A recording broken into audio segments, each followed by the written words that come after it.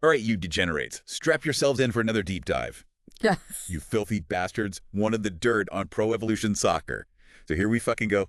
You know, Key East, that footy game that went head-to-head with FIFA. Yep. We dove into that Wikipedia shithole, and let me tell you, it's a wild fucking ride. Get ready to have your minds blown. Pro Evolution Soccer, or PE to you plebs, really did shake up the football game scene. You're not fucking kidding. I mean, they were already going at it with FIFA way back in the 90s. Yeah. This whole thing kicked off in 94 with this little game called International Superstar Soccer. Yeah. Who knew, right? That's the thing about PEs. Most folks don't realize how deep its roots go. Back then, FIFA was the top dog, you know? Yeah. But Konami, the mad lads behind PES, they weren't scared to challenge the status quo. They were like that scrappy little shit coming out swinging, and in 97 they landed a goddamn haymaker with International Superstar Soccer Pro. Right. Or, you know, ISS Pro for us OGs. Mm-hmm.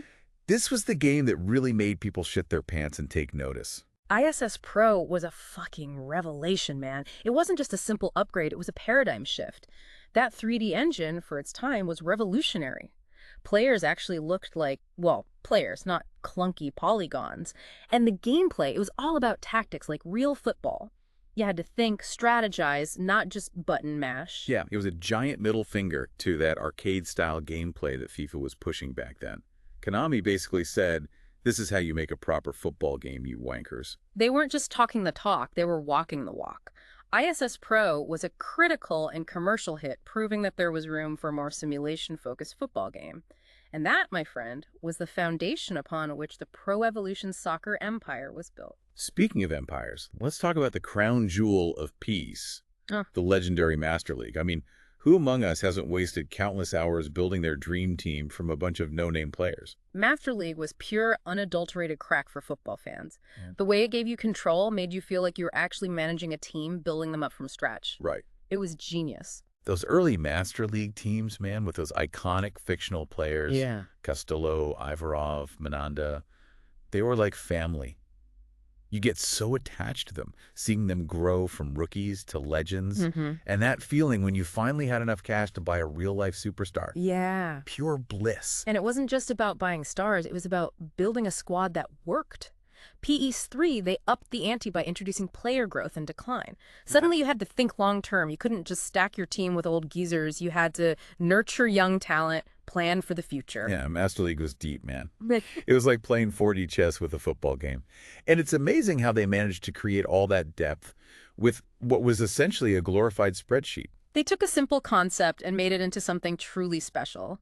It's a testament to Konami's understanding of what football fans really crave: control, strategy, and a sense of ownership. Okay, but before we get too deep into the strategic genius of PEs, let's rewind to a hilarious little tidbit from PEs 2. Remember the oranges? Ah, yes, the oranges. Talk about a licensing snafu. Basically, Konami didn't have the rights to use the real names of Dutch players, so they just called them all oranges. Can you fucking imagine? Like, Van der Sar was running around as Oranges 025, and Cruyff was Oranges 082. Right. It's so ridiculous, you gotta laugh. It was a bizarre workaround, to be sure. But it also shows how scrappy Konami was in those early days. They were willing to do whatever it took to get their game out there, even if it meant resorting to some creative solution. Almost a badge of honor, you know? Like, yeah, we didn't have the fancy licenses, but we made it work, and it was fucking awesome. And the beauty of it was the fans loved it. The lack of proper names didn't detract from the experience. It actually added to the charm. And it also fueled the creativity of the PES community. This Wikipedia article talks about how fans created these option files and patches to fix the names, kits, even stadiums. Talk about dedication. The PES community was, and still is, incredibly passionate. They weren't just playing the game, they were shaping it, molding it into what they wanted it to be. And they did it with incredible skill and attention to detail. That must have pissed off Konami a bit, though, right? I mean, these fans were basically doing their job for them, sometimes even better. There were definitely some copyright issues, and Konami eventually had to crack down on the more elaborate patches. But let's be real, they also benefited from the fans' work. Those patches kept the game fresh and updated, even when Konami wasn't. It's a delicate balance, right? Trying to protect your intellectual property while also acknowledging the passion of your fan base. But hey, at the end of the day, it's all about the game, and PS was evolving, constantly pushing the boundaries of what a football game could be. And that's what we'll be exploring next. The key innovations that shaped PU over the years. From graphics to gameplay to online features, Konami was always striving to be one step ahead. All right, folks, grab another beer. We're just getting started. This deep dive into the world of PS is about to get even wilder. All right, where were we? Yes, PS was on a roll, Pushing the boundaries. pushing the boundaries of what a football game could be. Fucking right. They weren't just sitting on their laurels counting their cash. Right. Konami kept innovating, adding new features, refining gameplay. Mm-hmm. Take PES 3, for example. They ramped up the graphics, Yeah. made players look even more realistic. Oh, yeah. It was like watching a real match. The visual leap in PS3 was huge. Huge. It wasn't just about making things prettier, it was about immersion. Right. Suddenly you felt more connected to the action on the pitch. Yeah. It added a whole new layer of realism to the game. And then PES 4 came along and blew everyone's fucking minds by including full leagues. The English, French, German, Spanish, Italian, and Dutch leagues were all there, baby. It's a game changer. It was. Having all those teams, all those players, it made the game world feel so much more expansive and authentic. Okay, so they didn't have every single license perfect. Right. We still had some weird names and kits, but come on, it was a massive step forward. Think about it, before PES 4, you were basically stuck with a handful of teams. Yeah. This was a whole new level of football immersion. It's easy to forget how groundbreaking that was at the time. Oh, yeah. PS4 really set a new standard for what fans could expect from a football game. And then came PES 5 and the glorious arrival of online play on the PS2. Finally, we could ditch those sweaty, cramped multiplayer sessions Oh, yeah. and challenge players from all over the world. Online play was a revelation, no doubt about it. Oh, yeah. It completely transformed the PEE's experience. Right. Suddenly, you weren't just playing against the AI or your mates. Right. You were competing against the best players from around the globe. It was fucking brutal, man. Oh, tell me about it. You had to up your game, learn new tactics, adapt to different playing styles. Yeah. Online play separated the boys from the men, and let me tell you, I got my ass handed to me more times than I care to remember. But that's what made it so addictive. Oh, it was. The challenge, the competition, the thrill of victory. Right. Online play injected a whole new level of intensity and replayability into PES. And then P6 came along and decided to shake things up again, Right. introducing a more attacking style of play. Yeah. No more boring defensive snooze fests. Yeah. P6 was all about flair, creativity, and scoring those beautiful jaw-dropping goals. They really captured the essence of attacking football in P6. Yeah. The dribbling was smoother, the passing was more precise, and the shooting felt more satisfying than ever. Yeah. It was a joy to play, even if you were on the receiving end of a 5-0 thrashing. Speaking of joy, let's talk about Become a Legend mode. Oh, yeah! Introduced in PES 2009. Yeah! This bad boy lets you live out your football fantasies. Absolutely. Guiding a single player from rookie to superstar? Become a Legend mode was a stroke of genius. It was. It allowed players to experience the game from a completely different perspective. Right. You weren't managing an entire team.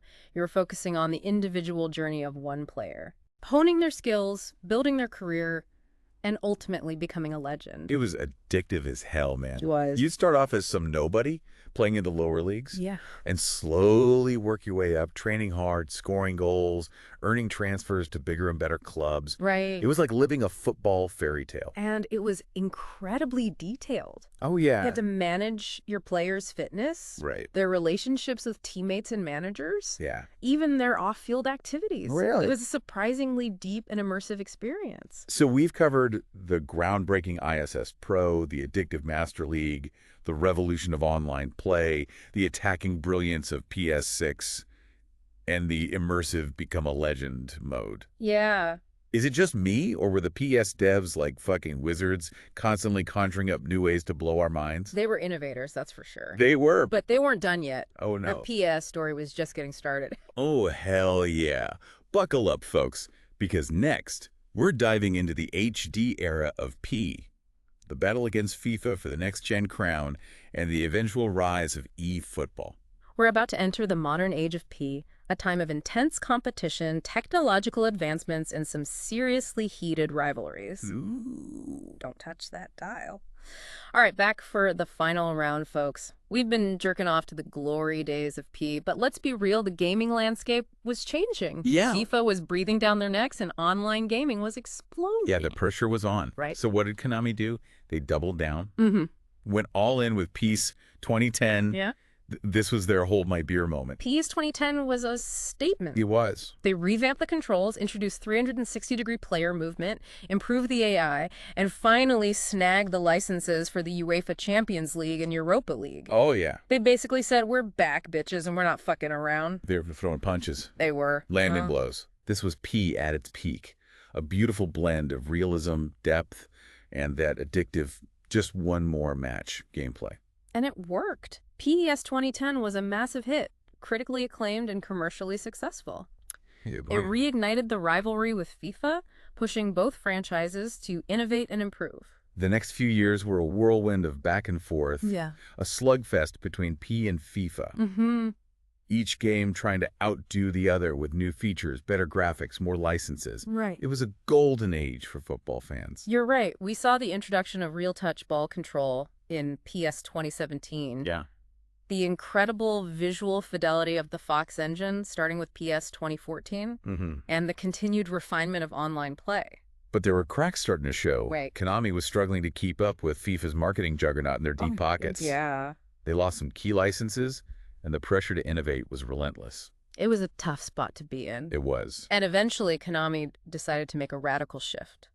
They rebranded the series, dropping the PES name and going all in on eFootball. This was a bold move. It was. They went free-to-play, focused heavily on online modes, and adopted a games-as-a-service model. Right. It was a massive gamble, and honestly, not everyone was thrilled. The launch of eFootball 2022 was, let's just say, it was a bit of a shit show. Oh, yeah. There were technical issues, graphical glitches that went viral for all the wrong reasons. Oh, I remember those. And a general feeling that the game was rushed and unfinished. It was a PR nightmare. It was. The memes were brutal and fans were pissed. Right. But to give Konami some credit, they didn't just abandon ship. No, they didn't. They kept working on the game, releasing updates, fixing issues, and adding content. Good for them. It's still a work in progress, but there's potential there. Yeah.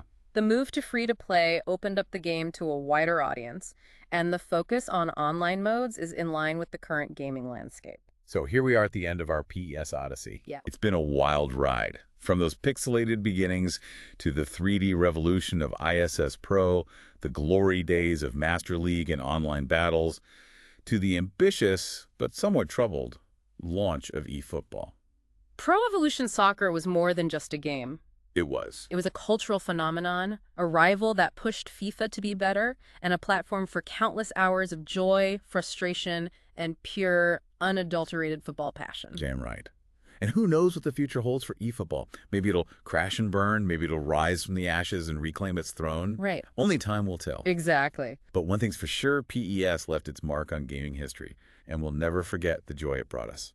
So there you have it, folks. That's right. A deep dive into the history of Pro Evolution Soccer, warts and all. That's right. We've laughed, we've reminisced, we've probably triggered some PTSD from those online thrashings. Yeah, probably. But hopefully you've learned a thing or two and maybe even feel a little nostalgic for those late-night PES sessions. Yeah, that's a wrap. Go fire up your emulators, dust off those old controllers, and relive the magic of PE. Say that. Until next time, you beautiful bastards.